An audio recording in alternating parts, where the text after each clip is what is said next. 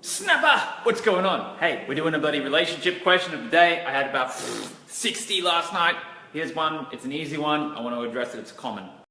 And yes, for those people who ask, there is a fire down here. There's someone, perhaps their fucking house is on fire. I don't know. We'll go check it out later. Here's the question.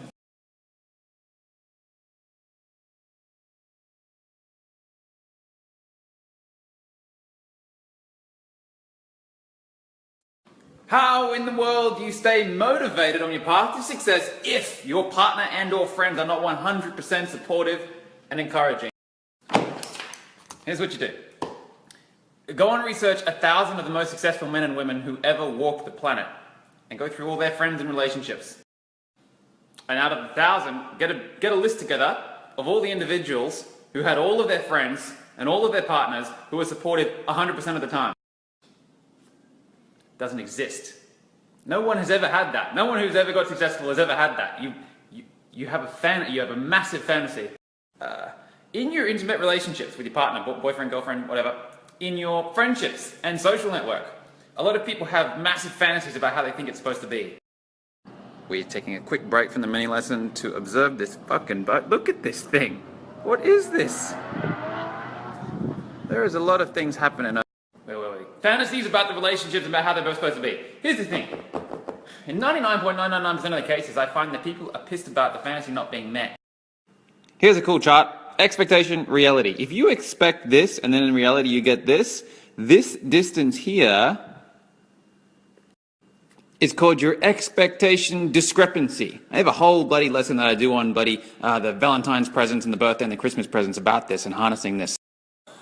I once created an algorithm for how to solve world hunger by exploiting expectation discrepancies and re-diverting capital that you would usually spend on Christmas and birthday presents.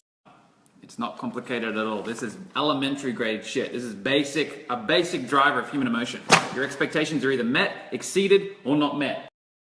We all have expectations. We have an expectation for how we think things are supposed to be. When our expectations are met in reality, we are present and grateful and grounded, and we say thank you.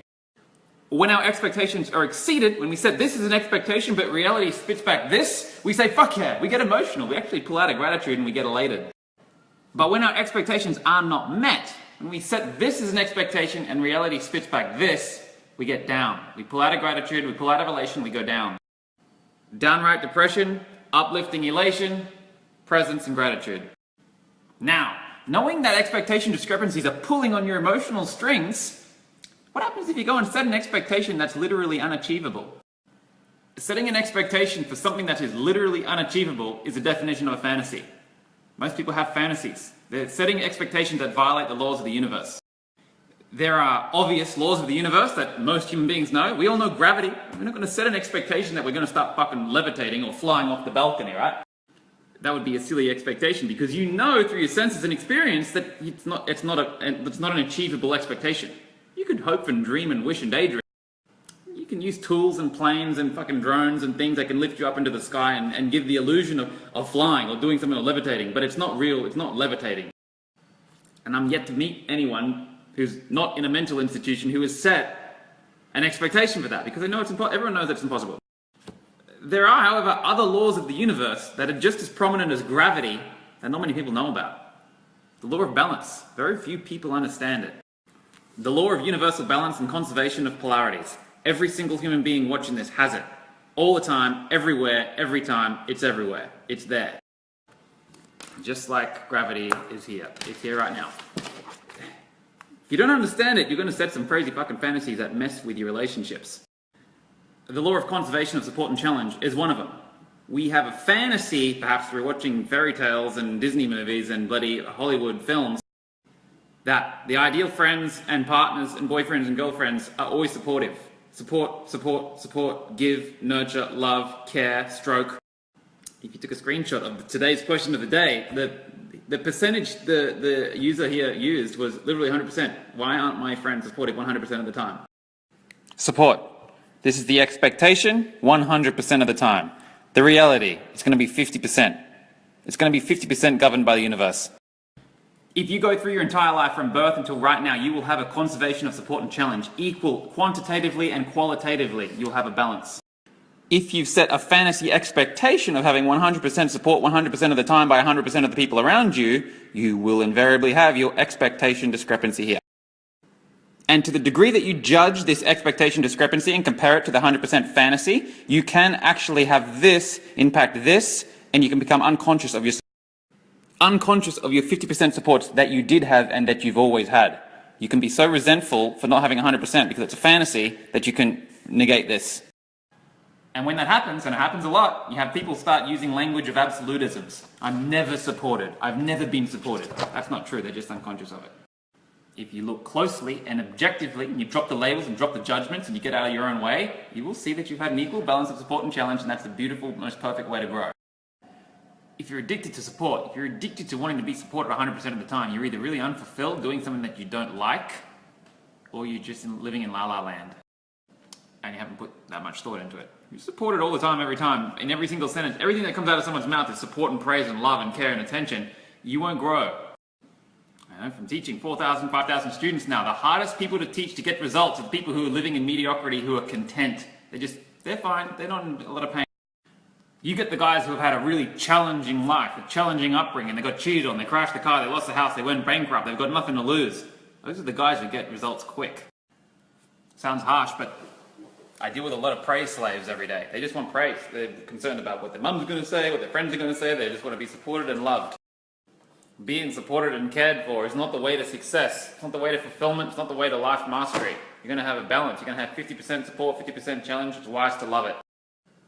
Depending on what you need the most at the time and what you're most addicted to, the people around you will change their dynamic and take the forms of either supporter or challenger. You've seen it happen. If you're really, really down, you're down and out, you come home, the partner takes the role of the supporter. They'll bring you back up and they'll fill the void of support that you're missing. If you're really, really up and you're really elated and you had your expectations smashed that day, you come home, the partner will bring you back down to earth. That's their job. So to answer the question, you don't want your friends and family to be supportive 100% of the time. Not only do you not want it because you won't grow, you're never going to get it. It's a fantasy. And just before we finish the lesson, let's talk about depression real quick. Depression is a comparison of your current reality to a fantasy that you're addicted to. If your reality is here, and your fantasy expectation violates the laws of the universe, you can give yourself depression. And it's not something that you need to medicate. It's a feedback mechanism. It's a symptom within the body. It's a symptomatology to say, hey, break the fantasy, you got a fantasy.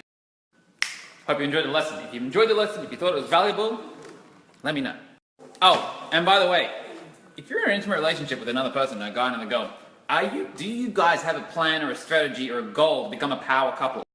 A power couple, by the way, being defined as two independent, powerful motherfuckers who get together in a relationship and join a union that's more powerful than the sum of its individual parts. That's a power couple.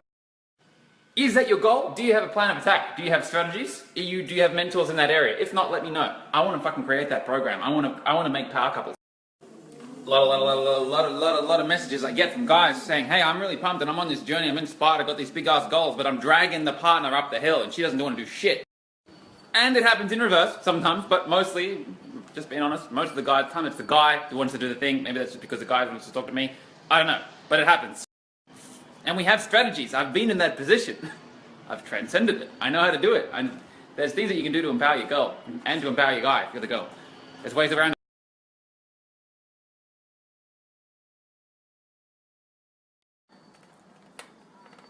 Yep.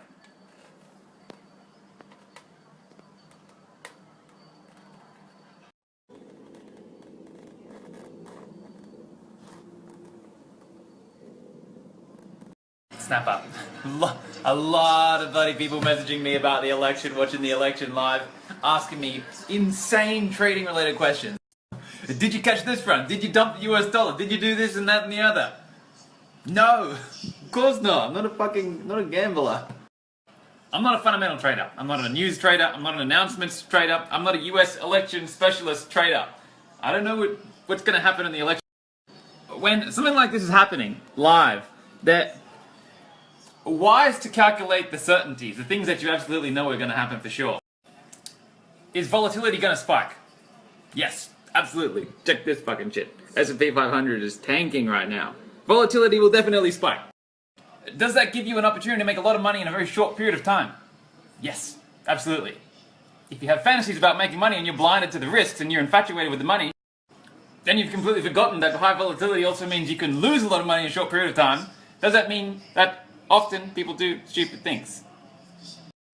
When potential rewards increase in line with potential risks, and they increase 1 to 1, there's no extra edge trading through an event like this.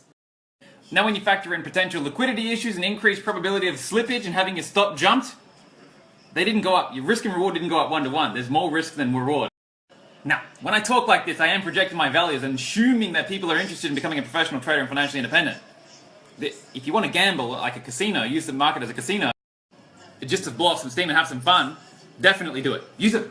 If you're going to gamble, you're better off gambling through the market through a spot FX broker than you are through a bookmaker. But if you're serious about trading, you're not doing this shit. You're not taking excessive risks to try and make a lot of money in a short period of time. That's just pure animalistic gambling. Are there professionals trading right now? Absolutely. There are exceptions to that rule that I just said. I'm coming from the point of view of a technical FX retail trader. This is where I would trade. If I had someone there in the camp knowing exactly what was going down, knowing exactly 264 for Trump, he's nearly there. If I had someone there knowing exactly what was going on, and I was a professional at trading news announcements, and I had a track record of trading through big ticket news announcements like this, and I was bloody good at doing it, you'd trade it. But if you're brand new to trading, you're trading moving average crossovers and head and shoulders patterns and low test reversals, you're not equipped to trade this, unless your strategy says so. And if it's a good technical strategy, it won't say so. 264, holy shit, Trump could be president today. I'll run. Snapper, what's going on? Hey, can you open this? That's clearer. I can't open it. Can you open it? So, President Trump. Holy fuck. A lot of message saying, what do I think about it? What do I think of Trump? Who do I vote for? I live in Australia. I didn't vote for any of them. But what do I think of him? Maybe I'll do one tomorrow. If you've been following me long enough, you'll know my opinion on politics. It's pretty down the line. I don't favour either side. I don't really care. Do I think it highlights on my Facebook feed who the most disempowered people are right now? People saying that they're doomed and the world's over? That's fucking crazy. I can't even imagine what it would be like going through life, being on such rocky territory and having so much insecurity in your existence that an election for a leader could unstabilize that. If that's you, it's a feedback mechanism to say maybe it's time to empower yourself. I haven't been for a drive all day in Lucy, so we're going for a night drive. Maybe some snacks, maybe some ice cream?